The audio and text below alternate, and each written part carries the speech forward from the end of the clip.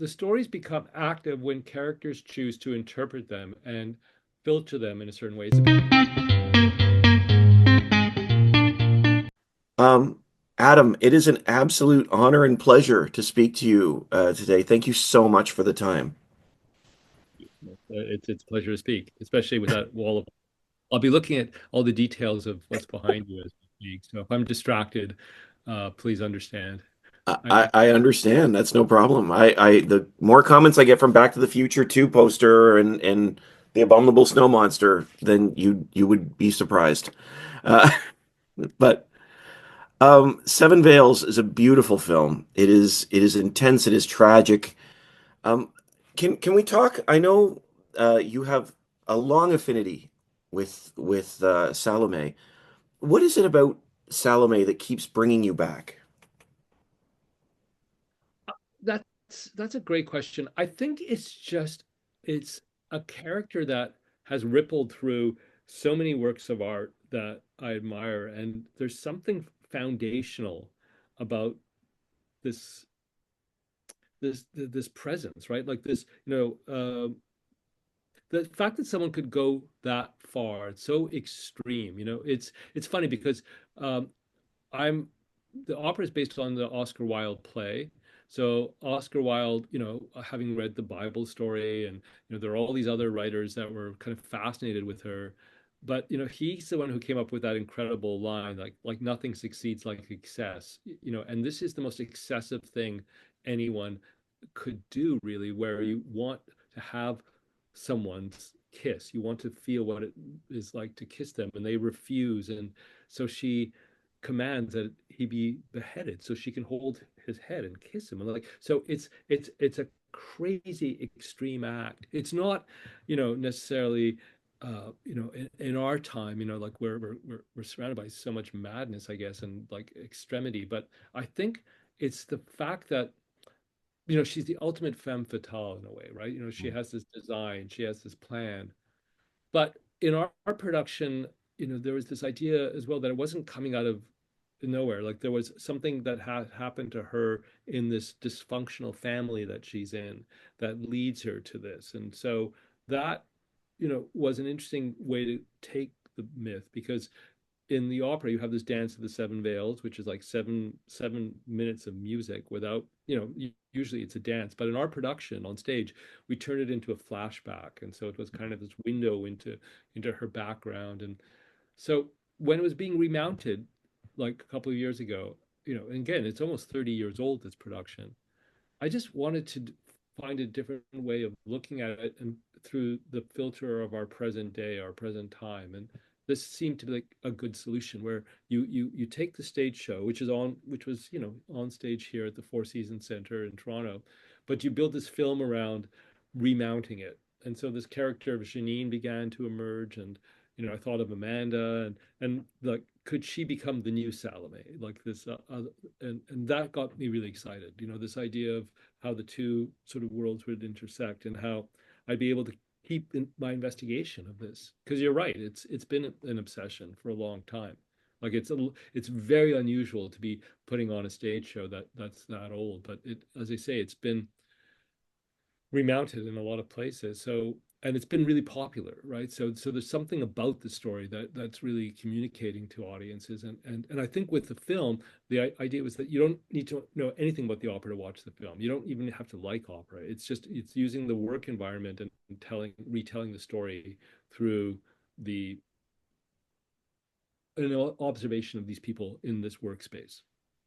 Yeah, I love that about the film. This is not a stage performance. It's a performance about the stage, in so many ways. And I wanted to ask you about that because, there's certainly we see with Amanda's character, she's processing so much. The story has a great history.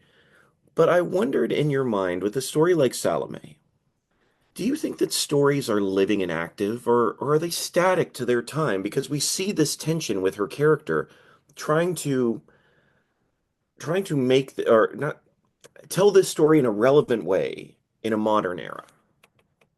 That's a great question too. But I do think that that's yes. I mean, the stories become active when characters choose to interpret them and filter them in a certain way. It's a bit like, in the Sweet Hereafter, the Sarah Polley character takes the Pied Piper story, right? And it's an old kind of myth, but she kind of filters it through her experience. And there are a number of examples where, someone is, you know, they are static. They are things that we read to our kids sometimes. You don't necessarily read Salome to your children as a bedtime story.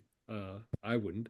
But but let's say like, there are these stories that, but then the way that the person who's listening interprets it and feeds it into their own experience. That's what brings it back. So the stories might be static, but not the way we interpret them and not the way we filter them through our life.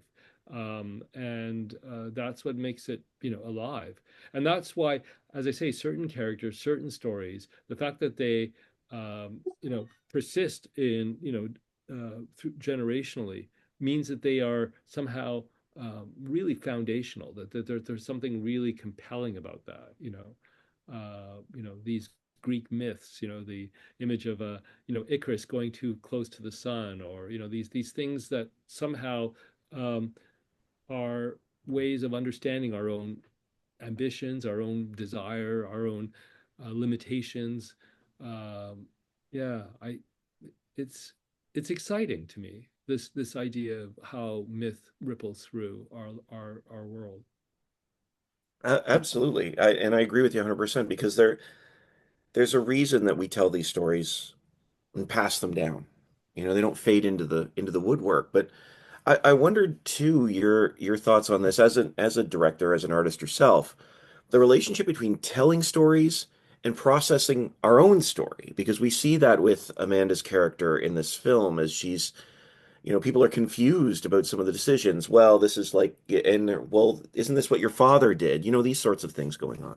Yeah, I mean, I think that she's obsessed with this idea, and maybe it's not accurate that this production that she first saw like many years before as a younger woman, this production that she was quite involved with because she was having an affair with this director and she was giving him lots of stories from her own childhood, that somehow it had achieved a status in her mind which she's trying to now bring back, but she's aware of her own limitations, she's aware of the limitations of the cast, and there are these frustrations that is she going to bring it up to that level? But then she gets this idea that she'll take it to this other place and she'll, she's, but there's that question of like when you want to create any work of art, like you have to infuse the clarity of the vision to other people, to your collaborators. You have to get them on board. You have to get them enjoined. And that's where I think she has, limitations, that she sees that she's not able to necessarily communicate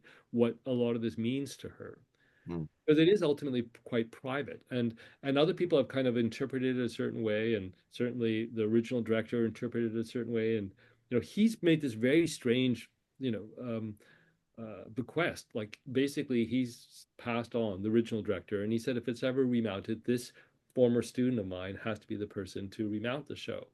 And the question that the film raises is that a kind of a gift or a curse, right? Like and in going back to this production, she's opening up a lot of doors that like she's kind of processed, but now she has to reprocess it through this work of art, and that kind of re-traumatizes her, but also maybe um, provides a path forward as well, ultimately, though unexpectedly, I suppose.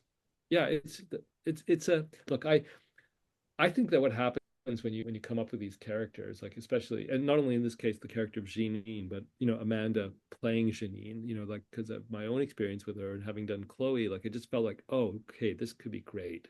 This could be really great. And you just pray it's going to come together. You pray that, because this was based on the actual opera production, that it was on stage, so we had to shoot it in this very specific window, and we were just praying that Amanda, fresh from her Emmy for The Dropout, that she'd be available, right? So all of this came together miraculously.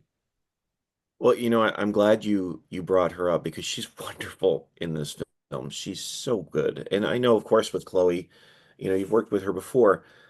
Why was she the right person that you wanted to bring in to play this character?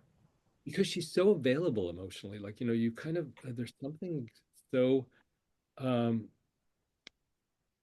there's so much mystery in this story that I wanted someone who was immediately available emotionally so that we are, and we understand because she's also quite alone. Like there are all these people around her who are there to supposedly help her, but she's just expected to kind of remount the show. She's not expected to kind of bring in a lot of her own sort of, you know, baggage. But once she does, you understand that she's really isolated. She's isolated from her family back home. She's isolated, you know, in terms of the people around her who are kind of concerned about the direction she's taken the show.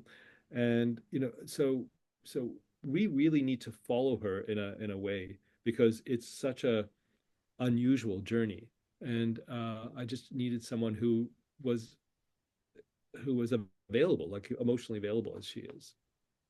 Yeah, she She's just I yeah I think I'll never forget that moment when we were auditioning people for Chloe, and when she walked into the room I thought, okay, this is an exceptional actress. And I, you know, she hadn't really broken through at the time, but it was just like this great kind of opportunity to work with this person. And now it was a pleasure to go to to kind of to be back in that creative space with her, especially with this show. well, she's so wonderful in it, and she's so present. There are so many scenes where you can see she's passionate about the art, and she's broken by her own hurt, and sometimes they're blurred together.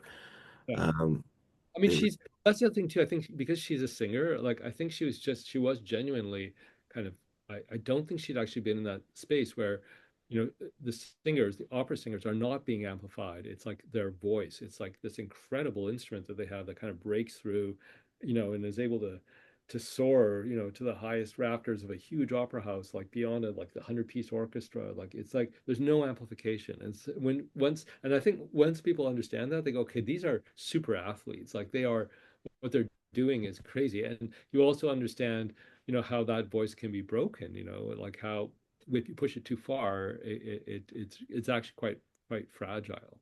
But I think all of that, you know, she was just really excited to be, you know, she was hanging around the rehearsals and seeing how it all worked, and she found that a really exciting place to be. I absolutely love that tension, and the film is just wonderful as well. I know, Adam, we're out of time, but I'm so grateful for this conversation. Thank you so much. I really do appreciate it. Now you can go back to the toys behind you. They're action figures. They're action Okay, figures. sorry. Back to the pieces of mythology. There you go. So That's it. you can thread That's them through. it. Yeah. Okay. You See you. get. Thank you so much. Have a great day. Let you go back to the future. Okay. Bye. Thanks. Bye-bye.